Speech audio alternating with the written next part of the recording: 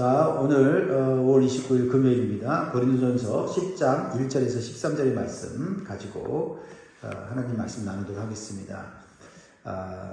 자, 오늘 우리에게 주시는 하나님의 교훈을 담은 기도 제목 같이 나누겠습니다. 따라하십니다. 하나님의 은혜를 망각하게 만드는 영적 자만을 조심하게 하소서. 아멘. 성도 여러분, 사람의 마음은 참 이상합니다. 이상하다고 표현했지만 사실 간사합니다. 힘들고 어려울 때는 하나님을 간절히 찾습니다. 하나님밖에는 없습니다. 이제 하나님 아니면 안 됩니다. 그러면서 간절히 기도하죠. 한 번만 도와주십시오. 앞으로 하나님을 위해서 살겠습니다. 눈물로 결단하면서 간구를 합니다. 그런데 문제가 해결되고 시간이 지나면 마음이 좀 달라집니다. 예전처럼 간절해지지 않습니다. 기도도 줄어듭니다. 하나님 없이도 살아갈 수 있는 것처럼 생각이 듭니다. 사실 사람이 가장 위험할 때는요, 실패했을 때가 아니라 이제 괜찮다 할 때, 그때라는 것입니다. 사업이 잘 될 때 조심해야 되고요. 건강할 때 조심해야 되고요. 관계가 평안할 때 조심해야 합니다. 신앙도 마찬가지입니다. 나는 오래 믿었으니까 괜찮아. 나는 잘 대처할 수 있어. 나는 지금 큰 죄는 짓지 않잖아. 내가 어느 정도의 죄는 내가 통제할 수 있어. 이런 마음이 들 때 조심해야 합니다. 사랑하는 여러분, 성경은 우리에게 가장 무서운 죄 가운데 하나가 영적 자만이라고 말을 합니다. 왜냐하면 영적 자만은 사람으로 하여금 자기 상태를 못 보게 만들기 때문이에요. 오늘 본문에서 바울은 고린도 교회 성도들에게 아주 충격적인 이야기를 합니다. 하나님의 은혜로 출애굽한 이스라엘 백성들이 망하는 이야기를 들려줘요. 다 아는 얘기인데 그 얘기가 남의 얘기가 아니라는 겁니다. 단순한 과거의 실패, 조상들의 이야기가 아니라 바로 우리를 향한 하나님의 경고다. 특별히 마지막 때 살아가는 우리가 본보기로 삼아야 할 것이다 라고 오늘 말씀하신다라는 겁니다. 은혜를 경험했다고 해서 자동으로 믿음의 사람이 되는 것은 아니다라는 겁니다. 은혜를 받았다고 해서 끝까지 승리하는 것도 아니다라는 것입니다. 그래서 오늘 말씀을 통해 하나님 우리에게 묻고 계십니다. 지금 너의 영적인 상태는 어떠하냐? 죄에 대한 영적인 감각은 어떠하냐라고 묻고 계십니다. 오늘 말씀의 교훈을 마음에 담기를 바랍니다. 첫 번째로요. 하나님의 은혜를 경험했다고 해서 영적으로 안전한 것은 아니다라는 것입니다. 바울은 먼저 이스라엘 백성들이 얼마나 큰 은혜를 경험했는지를 말하고 있어요. 1절을 봅니다. 형제들아, 나는 너희가 알지 못하기를 원하지 아니하노니 우리 조상들이 다 구름 아래에 있고 바다 가운데로 지나며. 구름은 하나님의 임재를 상징합니다. 낮에는 구름 기둥으로 인도하시고 밤에는 불 기둥으로 보호하시면서 광야를 지나가게 하셨습니다. 그리고 홍해를 가르셔서 그들을 놀라운 기적으로 살려주셨습니다. 그들은 모두 같은 하나님의 은혜를 경험했고 하나님의 기적을 경험했습니다. 2절에서 모세는 이러한 하나님의 놀라운 은혜를 이렇게 해석하고 있어요. 모세에게 속하여 다 구름과 바다에서 세례를 받고 홍해를 건넌 사건을 세례받은 사건으로 말하고 있습니다. 무슨 뜻입니까? 이것은 하나님께서 그들을 세상 백성이 아니라 하나님의 백성으로 구별하셨다라는 겁니다. 오늘날로 말하면 하나님의 은혜로 구원받고 세례를 받은 그리스도인이 되었다라는 것을 말하는 거죠. 그러니까 이 출애굽기의 구원 사건, 홍해 사건은 단순히 과거의 사건이 아니라 오늘날 우리 크리스찬들의 구원과 또한 구원 이후에 살아가는 삶을 보여주는 모형입니다. 그래서 우리가 그냥 살아가는 게 아니라 이미 어떻게 살아가야 되는지를 미리 모형적으로 출애굽 사건을 통해서 홍해 사건을 보여주셨다는 거죠. 얼마나 감사합니까? 3절 4절에 보면 만나를 먹고 반석의 물을 마셨다는 거죠. 광야 생활 가운데도 먹고 마시는 모든 문제를 하나님이 이미 해결해 주셨다는 거죠. 3절 다 같은 신령한 음식을 먹으며 다 같은 신령한 음료를 마셨으니 이는 그들을 따르는 신령한 반석으로부터 마셨음에 그 반석은 곧 그리스도시라. 놀라운 말씀입니다. 굉장히 중요한 말씀이죠. 그 반석은 곧 그리스도라. 이것은 무엇을 의미합니까? 이것은 예수님께서 신약시대에 갑자기 등장한 분이 아니라는 거예요. 과거 광야에서도 이스라엘 백성들을, 자기 백성들을 먹이시고 살리셨던 분이 누구다? 그리스도시다라는 거죠. 과거나 현재나 다 그리스도의 은혜로 살아가는 것입니다. 우리가 그리스도의 은혜를 붙잡으면 우리가 먹을 거, 마실 거, 살아가는 모든 필요한 거 다 공급받으며 살 수 있다는 거예요.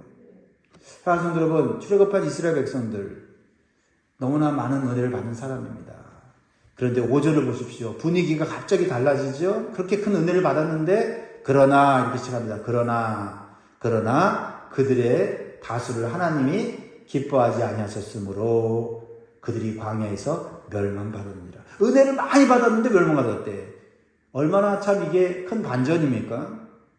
왜 그렇습니까? 은혜를 경험한 것과 은혜 안에 살아가는 것은 다르다라는 거예요. 하나님 은혜 주십니다. 그럼 우리는 그 은혜 안에서 그 은혜를 유지하며 사는 법을 배워야 되는데 그 은혜 받고 끝나는 것이 아니다라는 거죠. 오늘날도 마찬가지입니다. 은혜 받은 체험이 있다고 해서 자동으로 믿음이 유지되는 것이 아니다라는 겁니다.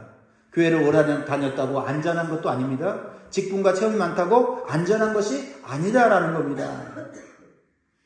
그것이 유익은 있지만 내 믿음이, 내 영성이 유지되는 것은 아니다라는 거죠. 문제는 지금 하나님 앞에서 어떤 마음으로 살아가고 있는가입니다. 어떤 분들은 과거 은혜를 가지고 현재의 순종 대신 사용해. 마치 신앙을 다 졸업한 사람처럼 말합니다. 예전에 뜨겁게 신앙생활 했어. 나 예전에 봉사 많이 했잖아. 나 예전에 기도 진짜 많이 했거든. So what? 그래서 어쨌다는 겁니까? 그 말에는 이런 마음이 있는 거예요.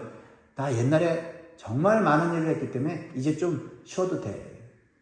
내 옛날에 기도 많이 해서 나 굉장한 영적 체험이 있거든. 말씀 많이 읽어서 말씀에 대한 교훈을 많이 깨달았거든. 그걸로 나는 지금 충분히 살아갈 수 있어 라고 영적으로 자만하고 있다는 거죠.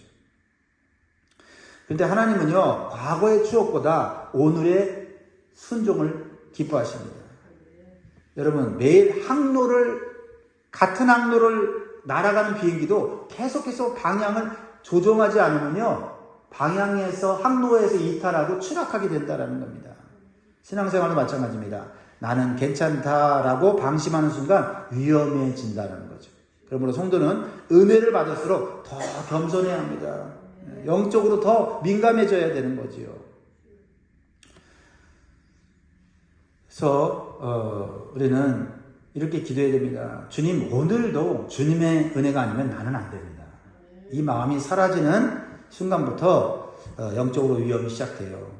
사랑하는 성도 여러분, 우리가 끝까지 믿음으로 살아가는 힘은 우리의 열심이 아니라 하나님의 은혜를 붙잡는 겸손함입니다. 여러분의 예배가 다시 감격을 회복하고 여러분의 기도가 다시 살아나고 은혜를 당연하게 여기지 않는 거룩한 두려움과 감사가 회복되기를 주의 이름으로 축복합니다. 두 번째로요, 주시는 교훈은 영적 자만은 결국 죄를 가볍게 여긴다. 영적 자만은 세상에 물결이 내 안에 들어오도록 허락하는 거예요. 아니, 허락한다기보다 나도 모르게 물들게 되는 거지요. 자, 6절 말씀을 보세요. 이러한 일은 뭡니까? 이러한 일이 뭡니까? 하나님의 큰 은혜를 받고도 멸망하는 이스라엘 백성들의 모습이죠. 이러한 일은 우리의 본보기가 되어 우리로 하여금 그들이 악을 즐겨 행한 것 같이 즐겨하는 자가 되지 않게 하려 함이니. 과거의 실패 이야기, 은혜 받고도 넘어지는 이야기는 우리가 넘어지지 않게 하려는 하나님의 따뜻한 권면입니다. 여기서 중요한 표현이 있죠. 악을 즐겨. 사람이 죄를 무서워할 때는요, 아직 안전한 거예요. 여러분, 죄가 두렵습니까? 나도 죄에 넘어질 수 있다고 하는 그런 걱정이 듭니까? 살아있는 거예요. 좋은 상태입니다. 나 이제 죄 이길 수 있어. 나 믿음이 있거든? 그게 더 위험한 거예요. 죄가 재밌어지기 시작하면은 진짜 위험한 겁니다. 요 정도 죄는 그냥 즐겨도 되지. 난 그 정도 가지고 난 쓰러지지 않아. 처음에는 죄가 부담스럽습니다. 작은 죄라도 양심에 찔립니다. 기도할 때 죄가 느껴집니다. 그런데 반복되면 점점 무감각해지죠. 그리고 나중에는 죄를 즐기게 된다라는 겁니다. 이스라엘 백성들이 그랬습니다. 그래서 그들의 4가지 죄를 언급해요. 이 4가지 죄는 우리가 지을 수 있는 죄라는 거죠. 첫 번째는 뭐죠? 7절에 우상숭배의 죄죠. 7절에 그들 가운데 어떤 사람들과 같이 너희는 우상숭배하는 자가 되지 말라. 기록된 바 백성이 앉아서 먹고 마시며 일어나서 뛰논다 함과 같으니라. 이게 뭐를 의미합니까? 백성이 앉아서 먹고 마시며 일어나 뛰노는 사건. 모세가 시내산에 가서 하나님과 교제할 때 그들은 시내산 밑에서 금송아지를 만들어 놓고 먹고 마시면서 금송아지가 하나님이다 하면서 즐겼던 사건. 그들은 하나님을 완전히 버렸다고 생각하지 않았어요. 오히려 하나님을 금송아지로 만들어 놓고 이것이 하나님이다 라고 믿은 거죠. 이게 위험한 겁니다. 하나님 버리지 않습니다. 하나님 언제든지 내가 찾을 존재라고 생각합니다. 근데 하나님을 최우선순위로 섬기지 않는 거예요. 이게 무서운 거죠. 우상숭배는 하나님을 없애는 것이 아니라 하나님보다 더 사랑하게 만드는 것을 만드는 거예요. 오늘날의 우상은 무엇입니까? 우리는 잘 알고 있죠. 돈입니다. 성공입니다. 인정받고 싶은 마음이고요. 쾌락입니다. 내 자존심이지요. 하나님보다 그것 때문에 더 기뻐하고 더 무너지고 더 집착한다면 그것이 우상이에요. 8절에서는 음행을 말합니다. 고린도는 성적으로 너무 타락한 도시였어요. 그래서 사람들은 육체로 성적인 죄를 짓는 걸 대수롭지 않게 여겼다. 그러니까 세상이 대수롭게 여기지 않는다고 해서 성도들도 대수롭게 여기면 안 된다는 거죠. 죄는 죄죠. 그런데 바울은 분명히 말합니다. 성도의 몸은 자기 것이 아니다. 하나님께서 구하시는 성령의 전이라고 분명히 그 정체성을 말합니다. 오늘날 시대에도 우리에게 멋진 말로 유혹합니다. 세상은 하고 싶은 대로 살아라. 이제 너다워져라. 그게 너다워지는 게 뭐예요? 사실은 네 본능대로 살아라. 그 얘기 아닙니까? 본능대로 살면 어떻게 되겠습니까? 그러나 복음은 하나님께 속한 거룩한 몸으로 살아라. 변치 않는 진리를 말하고 있어요. 우리의 마음도 몸도 거룩해져야 한다. 세 번째 죄로 하나님을 시험한 죄를 말하고 있죠. 9절 같이 있습니다. 시작. 그들 가운데 어떤 사람들이 주를 시험하다가 뱀에게 멸망하였나니 우리는 그들과 같이 시험하지 말라. 뱀에게 멸망했다. 불뱀을 말하죠. 광야에서 만난 불뱀. 왜요? 이스라엘 백성들이 광야에서 베푸신 하나님의 은혜를 잊고 하나님을 시험했습니다. 조금 길을 돌아서 먼 길로 가야 되는 그 상황이 되니까 하나님이 우리를 인도할 능력이 없는가? 왜 멀리 돌아서 가는 길을 꼭 가야만 하는가? 이것은 환경에 대한 불만뿐만 아니라 하나님의 존재와 능력에 대해서 의심하는 거죠. 그러니까 여러분, 우리가 어려운 일 당하고 좀 힘든 일 당했다고 해서 하나님의 능력을 의심하면 그거는 소망이 없는 거예요. 그죠? 오히려 하나님, 우리는 진짜 할 수 없습니다. 하나님은 하실 수 있습니다. 그러면 극복할 수가 있는데 거꾸로 가면 안 돼요. 야, 하나님 별 수 없나? 하나님도 이상한 가운데에서는 해결할 능력이 없나? 이러면 누가 진짜 도와줍니까? 이게 진짜 어리석은 죄예요. 하나님을 시험하는 죄가. 그래서 하나님을 시험하는 죄는 반드시 그 다음 나타나는 게 뭐냐면 10절에 나온 것 같이 원망의 죄. 10절 그들 가운데 어떤 사람들이 원망하다가 멸망시키는 자에게 멸망당하였나니 너희는 그들과 같이 원망하지 말라. 원망이 저절로 나올 때가 있죠. 원망이 나도 모르게 내 마음 가운데 생길 때가 있죠. 그때 우리 조심해야 돼요. 그 원망에서 잠시 속은 시원할지 모르지만 결코 우리에게 유익이 되지 않아요. 원망은요 단순한 불평이 아닙니다. 하나님의 인도하심을 신뢰하지 못하는 마음이죠. 원망이 많아지면요 점점 감사가 사라집니다. 감사가 사라지면 예배가 무너집니다. 예배가 무너지면 어떻게 돼요? 영혼이 메말라 가는 거예요. 이렇게 가는 겁니다. 사랑하는 성도 여러분, 죄는 갑자기 사람을 무너뜨리지 않습니다. 작은 타협으로 시작합니다. 조금씩 무감각해집니다. 그리고 나중에는 죄를 죄로 느끼지 못하게 됩니다. 그래서 여러분, 영적으로 무감각한 사람하고 대화를 하거나 또 영적으로 무감각해진 성도와 대화를 나눌 때 진짜 답답할 때가 많이 있어요. 그렇죠? 하나님 말씀을 얘기하면 왜 거기다 말씀을 갖다 붙이냐고 얘기를 합니다. 아니, 성도가 말씀을 갖다 붙이지 않으면 무엇을 갖다 붙입니까? 그렇죠? 다 알고 있다고 말해요. 다 알고 있다고 하면서 하나님 말 순종하지 않는 거죠. 그러면서 뭐라고 해요? 그 정도는 다 사람들이 하고 산다고 그렇게 합리화해요. 근데 그 사람이 그 이전에는 조그만 죄도, 조그만 그런 양심에 꼬리 끼는 것도 하나님 회개했던 사람 아닙니까? 하나님의 은혜를 알았던 사람 아니에요? 영적으로 무감각해진 거예요. 그래서 성도는요, 죄를 두려워해야 돼요. 죄를 가볍게 여기면 안 됩니다. 사랑하는 여러분, 죄를 두려워하는 마음이 아직 살아있다는 것은 하나님 우리 안에서 여전히 역사하고 계신 증거인 것입니다. 여러분 안에 죄를 미워하는 거룩한 마음이 다시 살아나고 예배 가운데 다시 눈물의 회개와 감격이 회복되고 하나님을 향한 첫사랑이 다시 뜨거워지기를 주님 이름으로 축복합니다. 주님은 예전이나 지금이나 변함없이 은혜를 주시는 분이기 때문입니다. 세 번째로 주시는 교훈은 남의 실패를 본보기로 삼고 깨우쳐야 합니다. 11절 다시 한번 보면 11절 그들에게 일어난 이런 일은 본보기가 되고 또한 말세를 만나 우리를 깨우치기 위하여 기록되었느니라. 하나님 왜 이런 실패의 이야기를 성경 속에 기록해 놓으셨습니까? 좋은 이야기만 적어 놓으면 좋을 텐데 오히려 실패 이야기를 많이 적어 놓으셨죠. 우리에게 겁을 주기 위해서가 아니죠. 우리를 깨우치기 위해서다. 나는 아니야. 이건 이스라엘 백성들 얘기야. 이렇게 보면 안 된다는 거죠. 하나님이 우리를 깨우치기 위한 이야기를 하는 겁니다. 그래서 12절에 이렇게 말하고 있어요. 같이 있습니다. 마음에 새깁니다. 시작. 그런즉 선줄로 생각하는 자는 넘어질까 조심하라. 그렇죠? 우리가 남들보다 앞서갔습니다. 체험도 많습니다. 경험도 많습니다. 그래서 웬만한 죄에 넘어지지 않습니다. 그럼에도 불구하고 내가 서 있다 생각하면 넘어진다라는 것을 말씀하고 있습니다. 여러분, 넘어지는 사람들의 공통점이 있어요. 어린아이들도 넘어지지만 성숙한 어른도 넘어져요.